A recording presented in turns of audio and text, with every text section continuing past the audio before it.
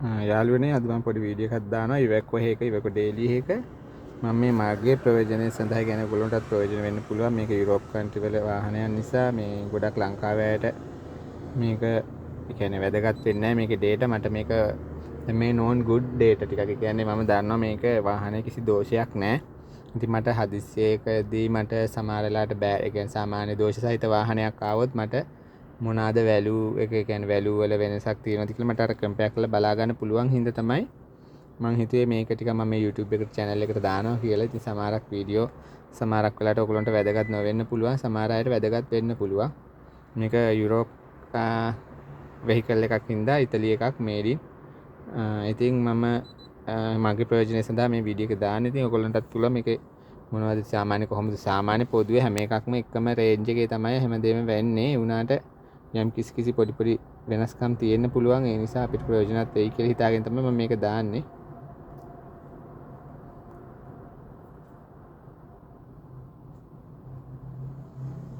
මුලින්ම එන්ජින් එකේ data ටික මම බලනවා. තාම ignition on එකේ විතරයි.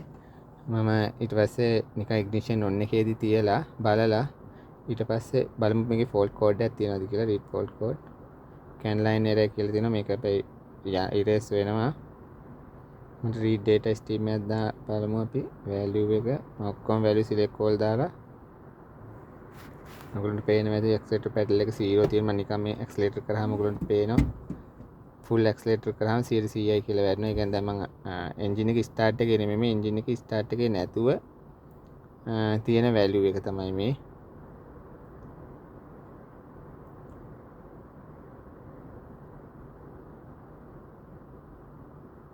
හරි දැන් මම engine එක start එකේදී engine data ටික ගන්නම්.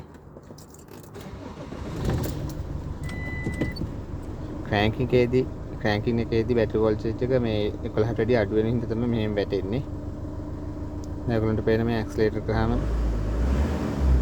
මේ වැඩ කරන දැන් මට 100ක් accelerator කරනම ඒ කියන්නේ කරන්න යන්නේ battery voltage එක ambient pressure එක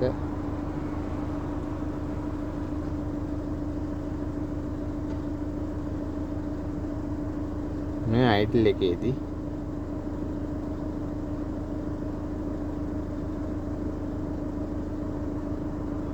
දැන් 2000 rpm එකේදී මම පොඩ්ඩක් ගන්නවා ආපහු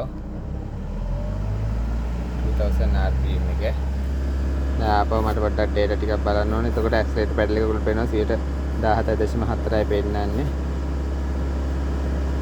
boost pressure එක උඩට පේනවා. මේ boost pressure set point එකයි pressure එකයි. engine oil dilution එක 143ක්. engine එක උඩට පේන මේ 2000 rpm එක. fuel pressure එක target එකයි මේ pressure එකයි 830යි bar පෙන්නනවා. හරි. මට engine එකේ data ඔච්චරයි දෙන්න ගන්න ඕනේ. අනිත් අපි status කියන එක බලමු.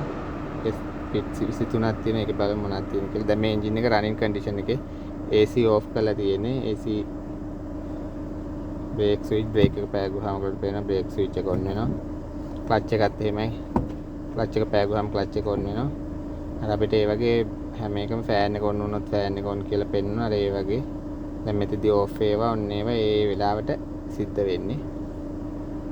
දැන් අපි engine එකෙන් අයින් වෙලා බලමු මේක activation test වෙනම තියෙන ඒවාට මම දැන් activation test කරන්න මොනවද යන්නේ.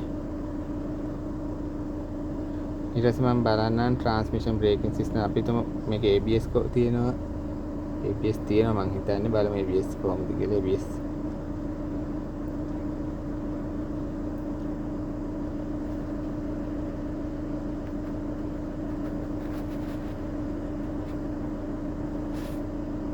නෑ ABS පොඩ්ඩක් වෙන එක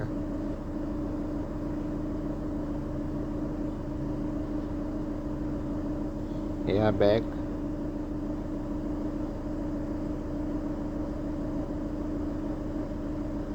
airbag තියෙනවා read fault code තියෙනවද කියලා බලමු no DTC data stream බලමු අපි කොහොමද කියලා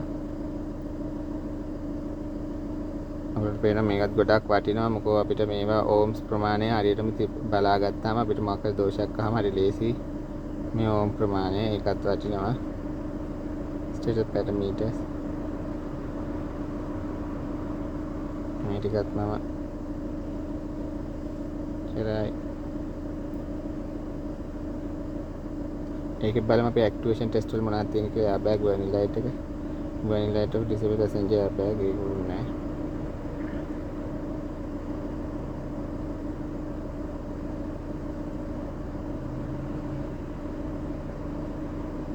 මේක ටිකක් පරණ මොඩල් එකක්. ඒ නිසා සාමාන්‍යයෙන් ගොඩාක් මේ කම්පියුටර්ස් නෑ. මම මේකේ හොය යන්නෙත් නෑ. මට ඕනේ පොඩ්ඩක් එන්ජින් කම්පියුටරේ තමයි. ඉතින් එන්ජින් එකයි මම එයාබෑග් කියලා ගම. මේකේ මම හිතන්නේ ABS නෑ. හරි අදට මම මේ වීඩියෝ එක මම පොඩි වීඩියෝ එකක්. ඉතින් මම හිතනවා මට ප්‍රයෝජන වෙයි කියලා තමයි මම මේ ගන්නේ. ඒක සමහර අය ඉවකෝ කරන අය ඉතින් ඉවකෝ වල ලඩක් ආවම අපිට බලා ගන්න පුළුවන් වෙයි මේ වගේ වීඩියෝ තිබ්බහම. මේකයි අපිත් ගොඩක් වෙලාවට දැන් ඉන්ටර්නෙට් එකෙන් තමයි ගොඩාක් වැඩ කරන්නේ. ඉතින් හැමෝම ඉන්ටර්නෙට් එක හරහා දැන් මේ තාක්ෂණය යන්නේ. ඉතින් අපි කොහොම හරි හැමෝටම උදව් කරගෙන කොහොම හරි වැඩ ටික කරගෙන යන්න ඕනේ. හරි එහෙනම් ඔයාලා හැමෝටම ජය වේවා. සුබ දවසක්.